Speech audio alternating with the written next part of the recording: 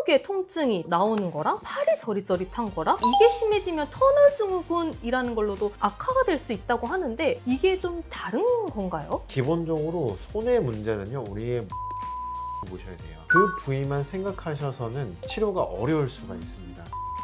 이 문제로도 손이 저려지고 손목이 아플 수 있습니다.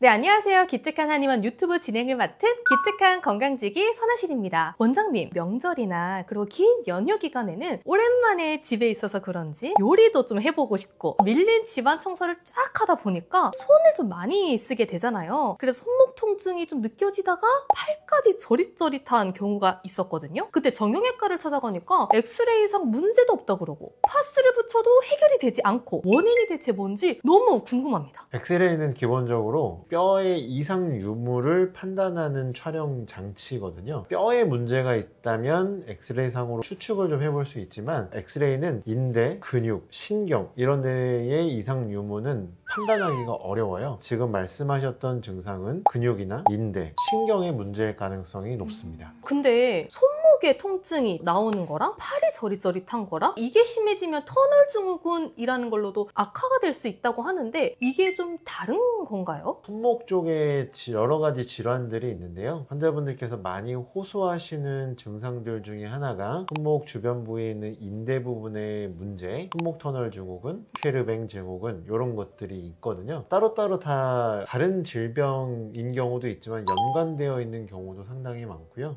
쉐르뱅 증후군 같은 경우는 손목의 인대 부분의 손상이라고 보시면 좋고요. 손목 터널 증후군 같은 경우에는 신경의 문제일 가능성이 있고 손목 인대나 근육 자체에 또 문제가 있을 수도 있고요. 또 하나 간과하시는 것들이 목 디스크의 문제로도 손이 저려지고 손목이 아플 수 있습니다. 저 같은 경우에는 회사 생활을 조금 많이 하다 보니까 키보드나 마우스 작업을 많이 하는데요. 그럴 때 손등부터 손가락 그리고 손 마디마디가 굉장히 통증이 많이 느껴질 때가 있는데 한의원에서도 이런 국소 부위에 대한 통증의 치료가 가능할까요? 방금 말씀하셨던 증상들은요, 젊은 직장인분들이 많이들 호소하시는 증상이세요. 이 자리에서 꼭 말씀드리고 싶은 것은 손목이나 손의 문제를 그 부위만 생각하셔서는 치료가 어려울 수가 있습니다. 키보드를 칠 때 생각을 해보시면 손목을 이렇게 꺾어서 사용하시는 분들이 굉장히 많거든요. 손목을 이렇게 꺾게 되면은 손목 부분에 있는 인대 부분이 팽팽하게 돼요. 요 밑에 지나가게 되는 그런 신경들, 특히 정중신경을 누르게 되면 손목 터널 증후군이 되는 것이고요. 손 쪽에 있는 통증 그리고 저림 이런 게 나타날 수가 있습니다. 기본적으로 손의 문제는요, 우리의 목을 생각해 보셔야 돼요. 목 디스크의 증상이 바로 손저림이나 손통증, 손목 통증, 팔저림 이런 것들이 있거든요. 이런 것들이 같이 더불어서 발생하게 되면 손목에 여러 가지 문제가 발생할 수 있는데요. 아까 말씀드렸던 컴퓨터를 사용하는 자세를 보면 우리 대부분 어떤 자세로 하게 되죠?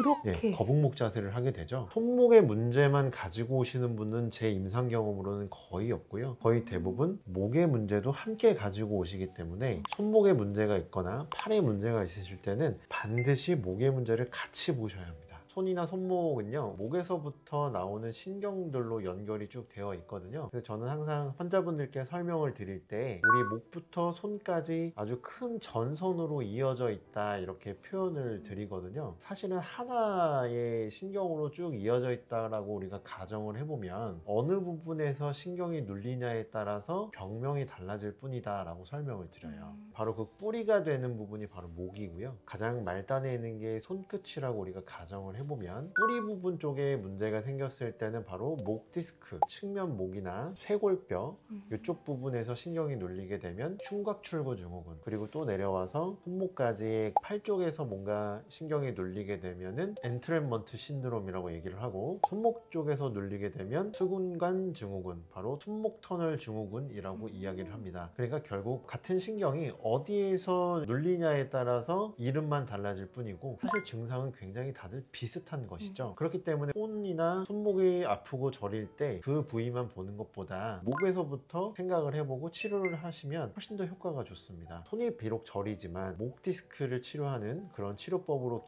접근을 하게 되면 손 저림이라든지 손목 통증이라든지 이런 것들, 그리고 손가락 관절 부위와 같은 국소적인 통증 부위도 우리 한의학에서 하는 약침 치료, 추나 치료가 큰 효과를 보일 수가 있습니다. 들으면서 궁금해지는 건데, 목에서 진행되는 뭐 통증과 여기 쇄골 통증이 유발되는 부위의 이름도 다르고 원인들이 각각 다 다르잖아요. 그랬을 때 환자가 느끼는 통증은 똑같은데 원장님은 그걸 어떻게 구분하고 각각의 부위마다 치료하는 포인트가 살짝씩 다른 부분이 있을까요? 우리의 통증은요, 목에서부터 손끝까지 하행성이다 라고 생각하시면 되는데, 이게 무슨 말이냐면 환자분들이 보통 손목이 아프다고 하셨다가 통증이 올라왔어요 이렇게 표현을 하시거든요. 맞아요. 사실은 반대예요. 내려가거든요. 내가 만약에 이쪽 부위에 통증이나 저림이 발생했다면 여기서 발생해서 위로 올라간 것이 아니라 그 윗부분에 문제가 생긴 거거든요. 그렇게 문제를 찾아가는 겁니다. 그래서 내가 만약에 손이 저렸다, 최소한 여기서부터 문제를 생각하고, 손도 저린데 팔도 저려졌다, 그럼 그 윗부분인 쇄골 부분이나 목 부분까지 이렇게 생각을 해 나가야 하는 것이죠. 환자분께서 제 앞에서 앉아 계시는 자세, 그리고 하시는 직업, 이런 것들을 제가 고려해 봤을 때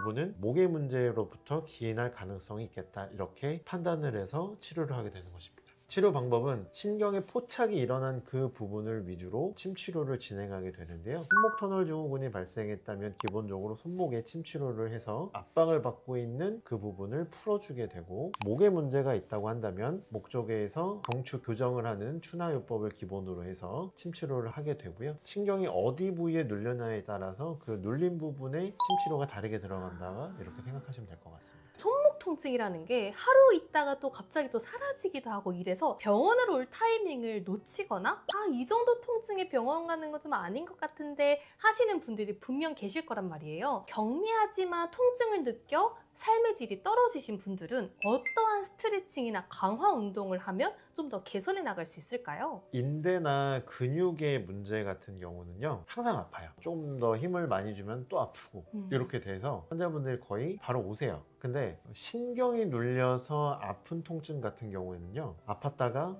안 아팠다가 그런 느낌으로 통증이 진행되는 경우가 많아요. 그러면 환자분들이 괜찮아졌나 보다 하고 치료를 안 하시거든요. 네. 이러면 병을 키워서 오시는 경우가 굉장히 많습니다.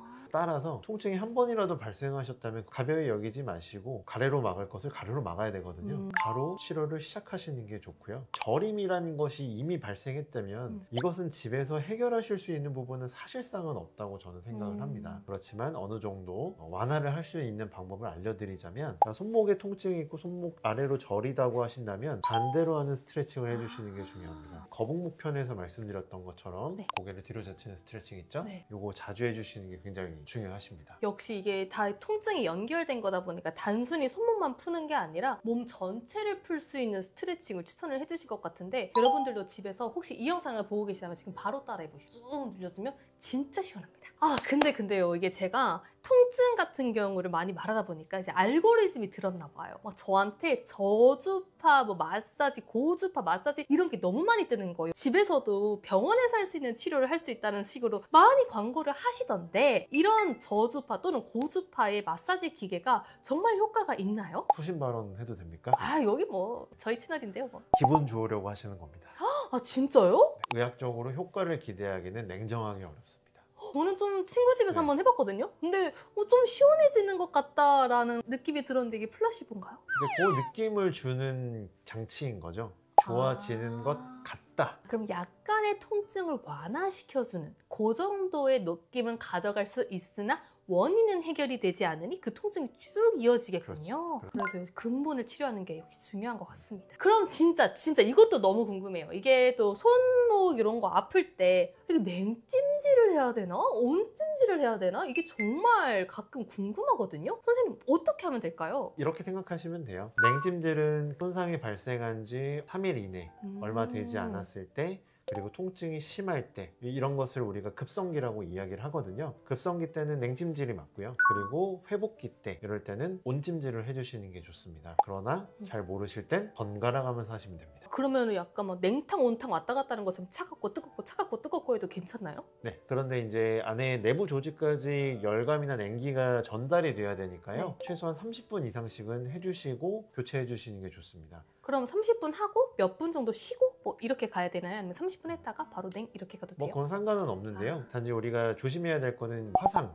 그리고 음, 동상이거든요. 중간중간에 너무 뜨겁거나 차갑지 않도록 휴식 기간을 가져주시는 것을 저는 추천을 드립니다. 근데 지금 저희 영상을 발견하신 분 같은 경우에는 갑자기 손목 통증이 느껴지시거나 이게 좀 불편한데 어떻게 개선하지? 하다가 저희 채널을 발견하신 분들이 되게 많으실 것 같거든요. 그럼 지금 영상을 보시는 분들이 어떤 식으로 조금 대처를 해야 병원에 왔을 때 증상이 악화되지 않고 통증을 조금 낮출 수 있는 그런 방법이 있을까요? 저림이 이미 발생했다면 환자분들이 댁에서 호전되게 하는 방법은 많지 않습니다. 그런데 이제 악화를 우리가 이제 막아야 하잖아요. 네. 악화를 막으려면 우리 몸의 원래 형태로 보존해 오시면 됩니다. 무슨 말씀이냐면 인체 공학적인 물품들이 많이 나오고 있죠.